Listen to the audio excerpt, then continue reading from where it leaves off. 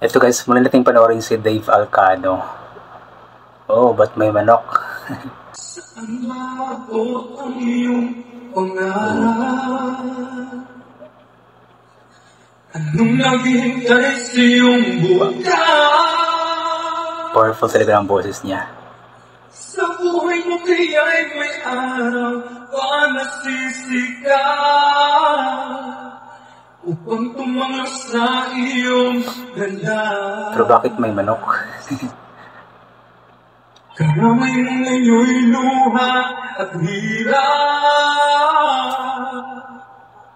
May humigay pang magaganda.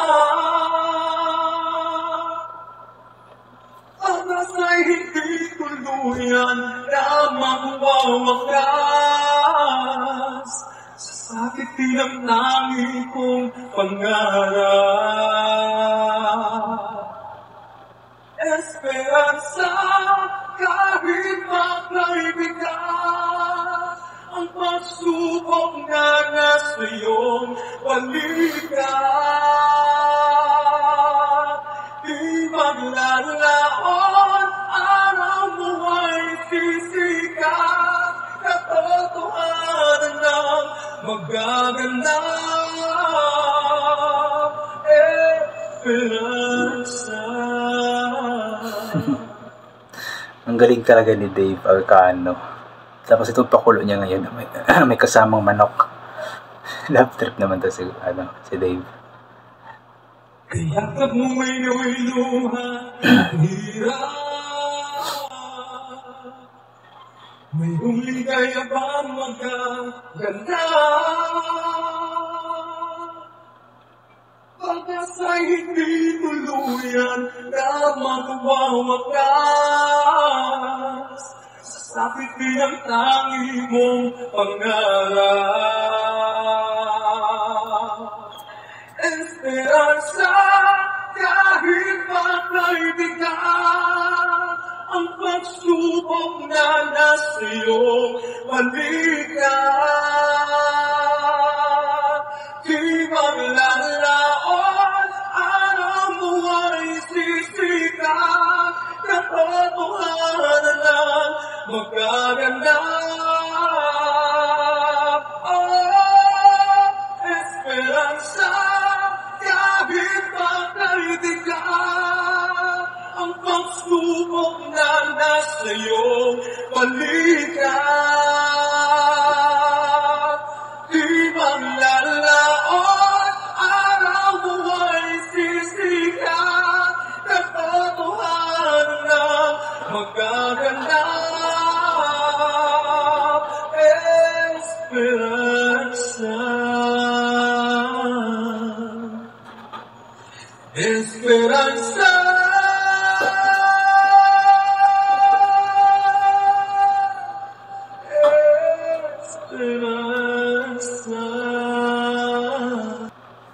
Yan, natapos din na yan. Napakagaling nga po talaga ni Dave Alcano. Inulit ko nga po, yun nga po si Dave Alcano, yung na-feature po natin dati na member ng LGBTQ. Tapos, yun, napaka-powerful ng kanyang boses. Tapos, itong kinanta niya ngayon is kantang Esperanza, isa sa pinakasikat na kanta noon, nung time na ipinapalabas pa yung palabas nila, I believe, Julian Santos tsaka Wawi de Guzman na Esperanza. At ang original singer nito, I believe, ay si April Boy Reino, if I'm not mistaken. So yun nga, napakagaling talaga ni Dave Alcano. At ang mas nakakapukaw ng pansin is yung manok na nasa kanyang lapag ba tawag doon? Yung manok na nasa harapan niya. Ewan ko kung bakit may manok doon, pero siguro strategy niya yun para ma-curious yung mga tao kung bakit nga ba may manok doon. Siyempre, na-curious nga talaga ako kung bakit may manok habang kumakanta siya. So, good strategy, Dave Alcano. Support niya po siya sa kanyang mga cover songs. Dave Alcano po ang kanyang Facebook page. Maliban sa kanya, nagpo-post din siya ng mga cover songs ng kanyang kapatid na si Jolifer Alcano, which is napakagaling din talaga na bata. Talagang silang magkakapatid. Alcano siblings ay magagaling talaga. Sila din po dati yung na-feature ko na tatlong Tatlo ba yun? Tatlong magkakapatid yung dalawang lalaki, at tatlong lalaki naman talaga sila. So, dalawang lalaki, tapos isang LGBTQ nga po na si Dave Alcano na magagaling kumanta. So, yun. Sila po ay taga Cebu. So, talagang napakaraming mga talentadong mga singers doon sa Cebu. Kaya, yun. I-support po natin ang mga ganitong klaseng talento, guys. Yung mga taong nagpo-post ng kanilang mga talento, especially singing talents sa YouTube, tawag yan, sa social media. Kasi, yun, yung pagsuporta na gagawin natin or ginagawa natin sa kanila is nagbibigay yun ng encouragement sa kanila. Kumbaga, dagdag encouragement para mas lalo pa nilang ipagpatuloy ang kanilang ginagawa.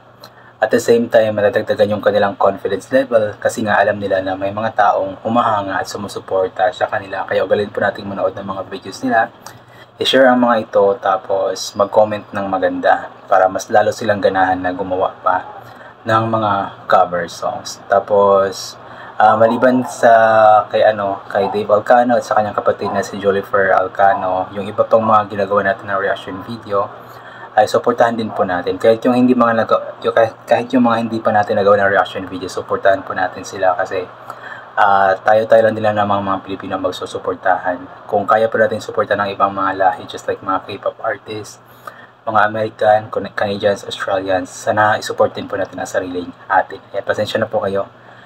Masama lang po yung pakiramdam ko. May ubo, sipon, lagnat, tsaka ulcer ako ngayon. Kaya pasensya na po.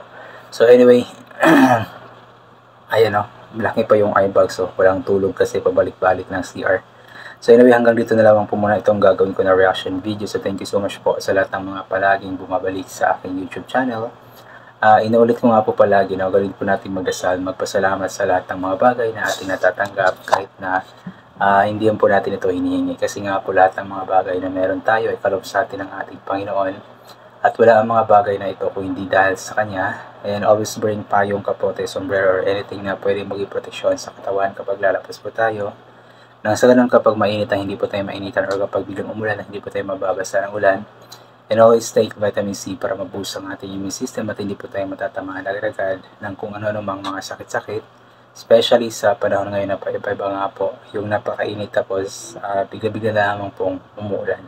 So inulit ko hanggang dito na lamang po muna itong gagawin ko na reaction video. Always pray, always po salamat at tumawag sa Kanya. Mag-ingat po tayong lahat. God bless po at bye for now po.